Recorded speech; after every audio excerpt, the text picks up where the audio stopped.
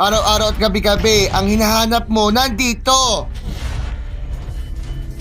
Hindi ko dapat ginawa yan. Kukunin namin mamaya ang statement mo tungkol sa nangyari kay Tyro. Sige po, nandito lang po ako. So Darius!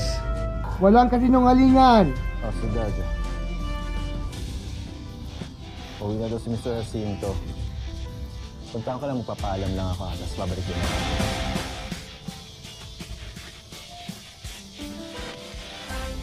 Nalagaan niyo pa nga po ako eh.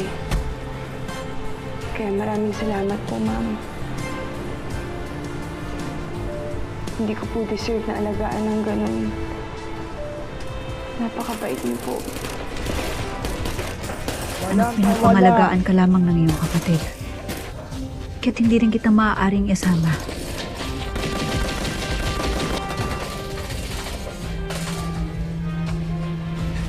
Kung tutuusin, Ada, hindi na ako maaaring masaktan o mamatay pa muli. A fall guy and a scapegoat. The stars are finally aligning in favor of us again. Sino yan? World premiere ngayong Lunes sa Never Say Die, 8:55 PM after Sangre. Ang pagkasa ng Reyna sa GMA Dart of Asia. Kaantig na pangpik sa mayaman na lipot sa It's Showtime. Ang ating 3rd year anniversary celebration na mas star-studded ang usapan sa Pastok with Kuya Bunda.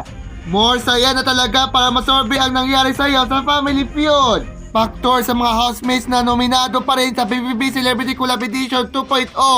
Pagkatapos sa doubles match, uusad na rin sa singles quarterfinals ng Abu Dhabi Open, si Alex Yala.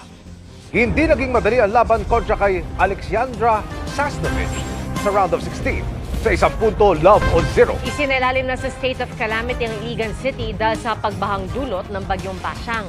Baha at landslide din ang dulot ng bagyo sa iba pang bahagi ng Mindanao. At sa Cagayan de Oro City, 4 ang patay sa landslide.